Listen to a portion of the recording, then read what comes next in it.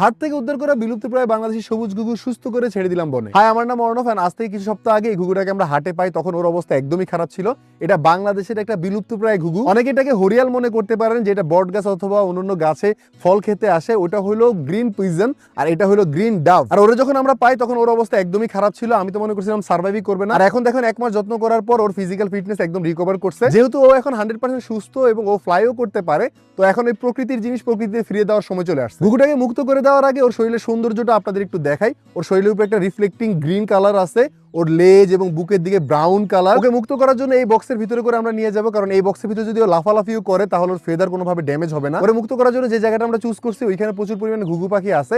এই যে আমরা যাওয়ার সাথে সাথে দেখলাম একটা ঘুঘু পাখি বাসা করে রাখছে, হয়তো ডিম পারবে এখানে। এই জায়গাটা একদমই পারফেক্ট ওর জন্য। যাক, আর দেরি না করে আমরা ওকে ছেড়ে দেই, দেখা যাক ও ফ্লাই করে যায় কিনা। খুব সুন্দরভাবে ও ফ্লাই করে একটা সামনের বট গাছে গিয়ে বসে। আর এই মুক্ত পরিবেশে ওকে দেখতে পেয়ে আমারও ভালো লাগতেছিল।